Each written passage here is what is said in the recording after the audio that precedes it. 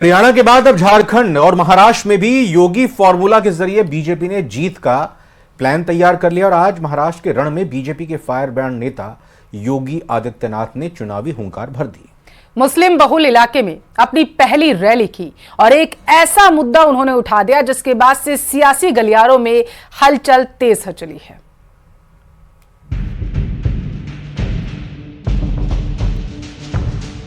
BJP के star प्रचारक UP के मुख्यमंत्री योगी आदित्यनाथ ने महाराष्ट्र के रण में हुंकार क्या भरी, यहां भी सियासी पारा चरम पर पहुंच गया। सीएम योगी ने मुस्लिम बहुल वाशिम इलाके में अपनी पहली रैली की शुरुआत की और शिवाजी बनाम औरंगजेब का वैचारिक मुद्दा उठाकर हिंदुत्व की विचारधारा को तेज धार दी। सीएम योगी ने कहा कि शिवाजी ने देश को एकजुट किया और उन्हीं की प्रेरणा से हमें एक रहना है। एक रहेंगे तो नेक रहेंगे, बटेंगे तो कटेंगे। छत्रपति शिवाजी महाराज ने जिस दुष्ट अफजल को मार गिराया था, उसके नाम पर औरंगाबाद का नाम होना याद करना, इसको हटना ही चाहिए। संभाजी नगर के रूप में उसको पहचान मिलनी ही चाहिए। छत्रपति शिवाजी महाराज का संघर्ष हो या संभाजी महाराज का, हमें नई प्रेरणा देता है। और छत्रपति शिवाजी महाराज हम सबको एकजुट करके लेके गए। सीएम योगी ने महाराष्ट्र चुनाव में लड़ रहे दो महागठबंधन की तुलना भी की और कहा कि एक महाअघाड़ी गठबंधन है जिसे मैं महाअनाड़ी गठबंधन मानता हूं। ऐसा इसलिए क्योंकि इसे राष्ट्र की चिंता नहीं है। भारतीय जनता पार्टी, शिवसेना और एनसीपी एक तरफ यह गठबंधन है और दूसरी ओर महाअघाड़ी के रूप में महाअनाड़ी गठबंधन है।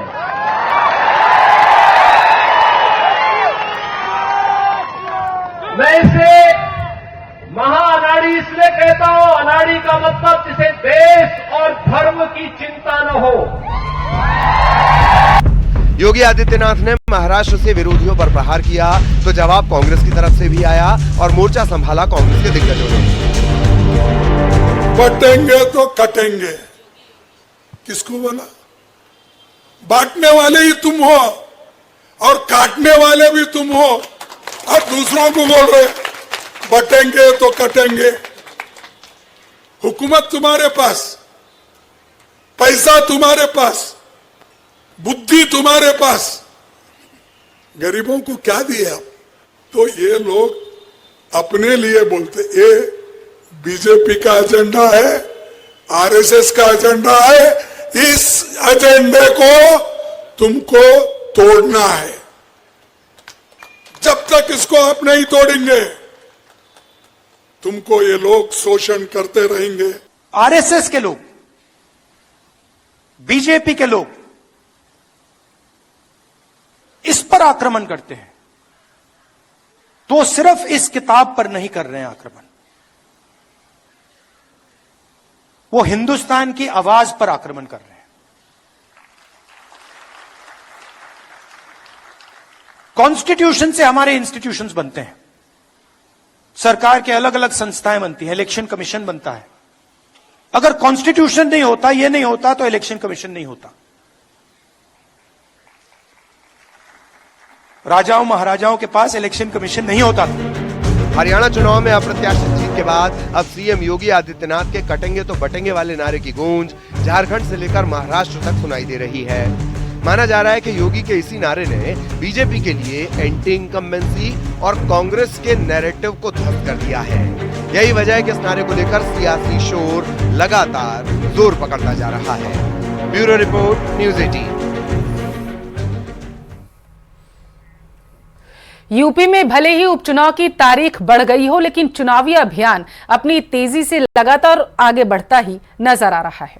और अगर इसी कड़ी में देखा जाए तो सियासी पार्टियों के नेता विवादित बयान भी दे रहे हैं। मामला चीरहरण, जालीदार टोपी और घर वापसी तक पहुंच चुका है।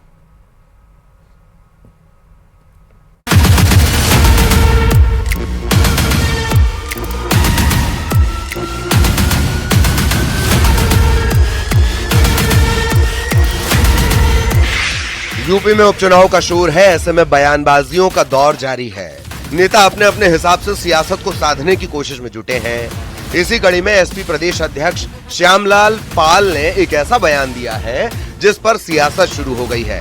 दरअसल मुरादाबाद में एसपी प्रत्याशी हाजी रिजवान के चुनाव प्रचार के दौरान श्यामलाल ने आरोप लगाया कि चुनाव में बीजेपी हमारी बहनों की साड़ियां तक खींच लेती है। बीजेपी ने महाभारत वाला चीरहरण शुरू कर दिया है। जिला पंचायत, ब्लॉक प्रमुख या कोई चुनाव हो, हमारे पर्चे छीन लिए जाते हैं, फाड़ दिए जाते हैं और हमारी बहनों की साड़ियां खींच ली जाती हैं। भारतीय जनता पार्टी को महाभारत वाला चीरहरण शुरू कर दिया। सब नामांकन में जाते हैं, कहीं ब्लॉक प्रमुख के लिए, जिला पंचायत अध्यक्ष के लिए, जिला पंचायत सदस्य के लिए, तो हमारे पर्चे छीन लिए जाते हैं, फाड़ लिए जाते हैं, हमारी बहनों साड़ियां खींच ली जाती है। इसलिए संदेश अपने उन बहनों के पास पहुंचा देना जो आने वाले दिन में पंचायत के चुनाव में। वहीं सपा प्रदेश अध्यक्ष के इस बयान पर बीजेपी ने पलटवार किया। बीजेपी ने कहा कि श्यामलाल की स्थिति समाजवादी पार्टी में शोपीस की है, सारे बयान तो अखिलेश यादव के होते हैं। समाजवादी पार्टी में प्रदेश अध्यक्ष श्यामलाल पाल की स्थिति शोपीस की है। सारे बयान और सारे प्लेटफॉर्म पर तो अखिलेश यादव स्वयं नजर आते हैं, तो अपना ध्यान आकर्षण करने के लिए इस तरह की बयानबाजी श्यामलाल पाल कर रहे हैं। उनको ध्यान दिला देना चाहते हैं कि जिस मुरादाबाद में वो बोल रहे थे, उस मुरादाबाद से रामपुर तिराहा बहुत दूर नहीं है, जहां मुलायम सिंह यादव के इशारे पर उत्तराखंड की महिलाओं और बहनों के साथ बलात्कार हुआ था।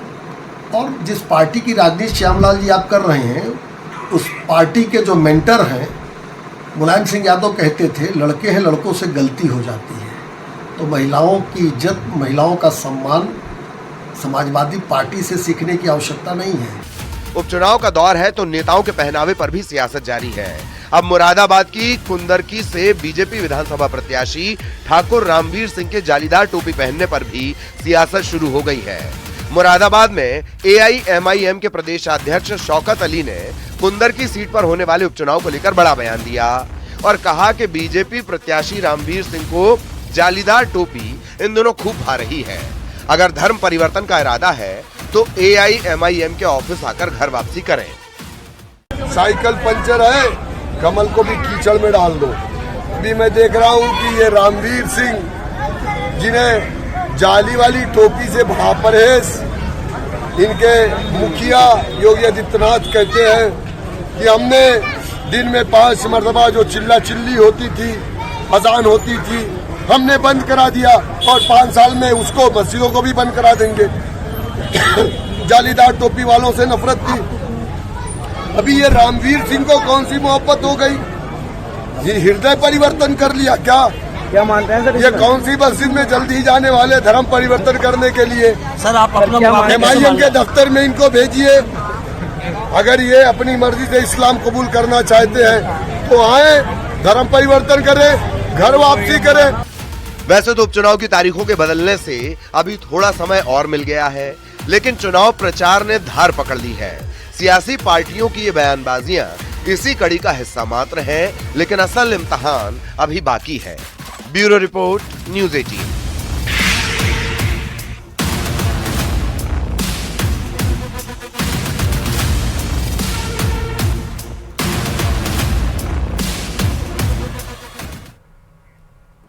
संगम की रेती पर प्रयागराज में लगने जा रहे महाकुंभ में इस बार अखाड़ों का अलग ही अंदाज दिखेगा। अखाड़ों की तरफ से इस बार उर्दू शब्दों से दूरी बनाते हुए पेशवाई और शाही स्नान का नाम बदलने की पहल की गई। अंतिम फैसला लेकिन बाकी है। लेकिन इन सब के बीच पंचायती अखाड़ा महानिर्वाणी ने पहले ही अपने आमंत्रण पत्र में उर्दू से दूरी बना ली है।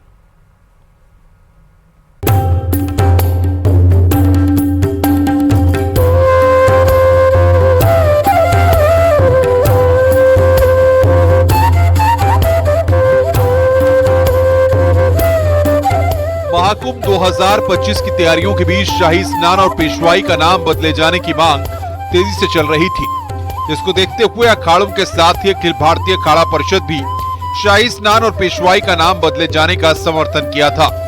इन सब के बीच श्री पंचायती अखाड़ा महानिर्वाणी ने इस पर अमल भी कर दिया है। अखाड़ा की तरफ से छपवाए गए इस आमंत्रण पत्र में शाही स्नान और पेशवाई का नाम बदलकर हिंदी का नया नाम कर दिया गया है। अखाड़े की तरफ से छपवाए गए कार्ड में शाही स्नान की जगह पर कुंभ अमृत स्नान और पेशवाई की जगह पर कुंभ मेला छावनी प्रवेश शोभा यात्रा लिखा गया है। शाही पेशवाई की जगह कुंभ मेला प्रवेश शोभा यात्रा किया गया है और शाही स्नानों की जगह प्रथम कुंभ अमृत स्नान, द्वितीय कुंभ अमृत स्नान और तृतीय कुंभ अमृत स्नान के नाम से अब की बार कार्डों में हमने छाप करके और सब जगह प्रेषित किया है, क्योंकि यही नाम हमको उचित लगे और इसी का विवरण हमारे पत्राचार में है। दरअसल महाकुंभ के दौरान अखाड़ों की पेशवाई और शाही स्नान शब्द सदियों से इस्तेमाल होते आए हैं। उनका कहना है कि पेशवाई और शाही स्नान जैसे शब्द गुलामी के प्रतीक प्रतीत रहे हैं। इसमें सीधे सीधे प्रथम कुंभ अमृत स्नान कर दिया है, द्वितीय कुंभ अमृत स्नान, तृतीय कुंभ अमृत स्नान। तो इससे क्या है कि यहाँ जो जहां जहां कुंभ लगते हैं वो अमृत उत्सव ही होता है। तो इसलिए इन स्नानों पे भी हमने जो नामांतरण किया है वो उसको ध्यान में रखते हुए किया है कि इनके संबोधन से ही पता लग जाता है कि हम किस लिए जा रहे हैं। कार्ड पर नाम छपने मात्र से ही सियासत शुरू हो गई है। मुस्लिम स्कॉलर से लेकर समाजवादी पार्टी तक इस पर निशाना साध रही है। एसपी तो इसके लिए बीजेपी पर ही ठीकरा फोड़ रही है। ये नकारात्मक दृष्टिकोण से देखा गया पूरा वृत्तांत नजर आता है। मैं एक बात कहता हूँ, शाही शब्द हटा दोगे, राष्ट्रीय शब्द वहाँ लगा दोगे तो ठीक है। बहुत सारे ऐसी जातियाँ हैं, खासकर क्षत्रिय में, जो शाही लिखती हैं, तो क्या उन जातियों का नाम भी बदला जाएगा? शाही तक तो ठीक है, कुछ लोग शाह भी लिखते हैं, तो क्या उनका भी नाम बदला जाएगा? ये जो बदलने की प्रवृत्ति है, ये मेरे ख्याल से बीजेपी सिर्फ और सिर्फ भ्रमित करने के लिए ऐसा करती है। महाकुंभ में शाही स्नान होता था, तो शाही स्नान का नाम ये लोग बदल रहे हैं। क्या नाम रख रहे हैं शायद मुझे जानकारी नहीं है, लेकिन इतना सुनने में आया कि शाही स्नान, और दूसरा है पेशवा की जगह अमृत स्नान, शाही स्नान की जगह अमृत स्नान। अच्छी बात है। अभी कहाँ ये लोग, ये खुद ही जो है सबको खुश करने के लिए, तब मुगलों का दौर था तो मुगलों को खुश करने के लिए अपना नाम रख लेते थे, तरह तरह के नामकरण कर लेते थे। अब बीजेपी का दौर है तो बीजेपी को खुश करने के लिए ये लोग नामों के पीछे भाग रहे हैं। अभी कुंभ में गैर हिंदुओं के प्रवेश पर बैन लगाने की मांग का मामला थमा नहीं था कि अब अखाड़े की तरफ से बांटे जा रहे आमंत्रण पत्र में शाही स्नान और पेशवाई का नाम बदलने पर नई सियासत शुरू हो गई है।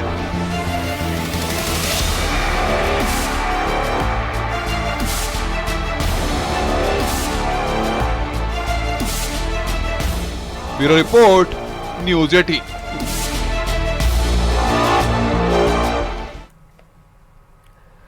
और उधर भीलवाड़ा में बाबा बागेश्वर का 5 दिवसीय दिव्य दरबार सज चुका है, जिसमें पंडित धीरेन्द्र कृष्ण शास्त्री ने हिंदुओं से बड़ी अपील कर दी है। साथ ही उन्होंने कहा कि भोले भाले हिंदुओं का धर्मांतरण किया जा रहा है, अब कोई छेड़ोगे तो छोड़ने वाले नहीं है, छोड़ेंगे नहीं। इस रिपोर्ट में आपको दिखाते हैं। तो सिर्फ मुसलमान बन जाते हैं। उसी प्रकार हम लोगों ने जातियों को रहने दो। पंडित धीरेन्द्र शास्त्री का बड़ा बयान। वहां हमारे हिंदू भी तो गरीब है, उनकी मजार के सामने लगवा दें, तब तो तुम लोगों की गलती है। भोले भाले हिंदुओं का किया जा रहा धर्मांतरण। भोले भाले हिंदुओं का धर्मांतरण किया जा रहा, हम लोग चुप बैठे हैं। धीरेन्द्र शास्त्री का प्रण, छेड़ोगे तो छोड़ेंगे नहीं। दिया है, अगर तुम छेड़ोगे तो हम छोड़ेंगे नहीं तुमको। भीलवाड़ा में हनुमंत कथा के दौरान बाबा बागेश्वर ने बड़ा बयान देते हुए कहा कि भोले भाले हिंदुओं का धर्मांतरण किया जा रहा है। हम लोग चुप बैठे हैं, क्योंकि किसी पर भी हमला होता है तो लोग सोचते हैं कि हमला ब्राह्मण पर हुआ है, क्षत्रिय पर हुआ है, वैश्य पर हुआ है। मुसलमानों में बहुत जातियां हैं, शिया है, सुन्नी है, अंसारी है। मुसलमान धर्म पर बात उठती है, सब एक हो जाते हैं। उसी प्रकार जातियों को रहने दो, घर से बाहर निकलकर हिंदू होने पर गर्व करना पड़ेगा। भाले हिंदुओं का धर्मांतरण किया जा रहा और हम लोग चुप बैठे हैं, क्योंकि किसी के ऊपर भी हमला होता है तो हम लोग ये सोचते हैं कि ये ब्राह्मण के ऊपर हुआ, ये क्षत्रिय के ऊपर हुआ, ये वैश्य के ऊपर हुआ, ये सेवक के ऊपर हुआ, अब इसके ऊपर उठना पड़ेगा। मुसलमानों में ये बहुत जातियां हैं, शिया है, सुन्नी है, अंसारी है, लेकिन मुसलमानों के धर्म के ऊपर जब बात उठती है तो वो सिर्फ मुसलमान बन जाते हैं। उसी प्रकार हम लोगों ने जातियों को रहने दो, अब घर से बाहर निकलकर हम लोगों को हिंदू होने पर गर्व करना पड़ेगा कि प्रयागराज के कुंभ में गैर सनातनियों की दुकानें नहीं लगनी चाहिए। हमने कहा भाई साहब हमने क्या गलत कह दिया, मक्का मदीना में हमारी हिंदुओं की दुकानें बुला, इतना ही भाईचारा बनाना है। वहां हमारे हिंदू भी तो गरीब है, उनकी मजार के सामने लगवा दें, तब तो तुम लोगों की जलती है। इसलिए अब सुन लो कान खोलकर, अब वो हिंदू नहीं है तो तुम छेड़ोगे और ये डर करके भाग जाएगा। मेरे पागलों, हमने हिंदुओं के लिए प्रण लिया है कि अगर तुम छेड़ोगे तो हम छोड़ेंगे नहीं। हमारी हिंदुओं की दुकानें को लगवा। दरअसल भीलवाड़ा के तेरापंथ नगर के पास कुमुद विहार विस्तार में श्री हनुमंत कथा चल रही है, जिसमें लाखों श्रद्धालु पहुंच रहे हैं। पंडित धीरेन्द्र कृष्ण शास्त्री की हनुमंत कथा 10 नवंबर तक चलेगी। तो वहीं पंडित धीरेन्द्र कृष्ण शास्त्री के इस बयान पर अब राजनीति होना तय माना जा रहा है। न्यूज़ 18 के लिए राहुल कौशिक की report.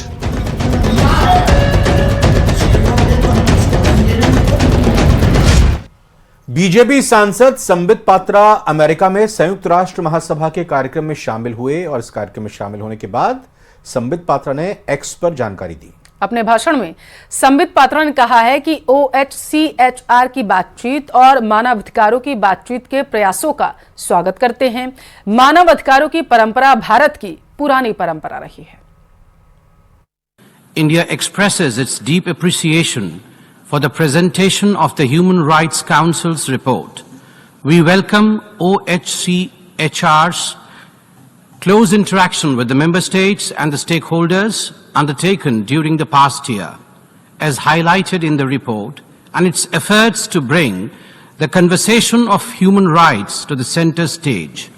We also take note of the conclusions arrived at in the report. Actress Deepika Padukone और एक्टर रणवीर सिंह ने अभी हाल ही में अपनी बेटी को लेकर एक फोटो सोशल मीडिया पर डाला और उनका नाम भी उसमें बताया था। और अब उनकी बेटी के नाम को लेकर विवाद छिड़ गया है।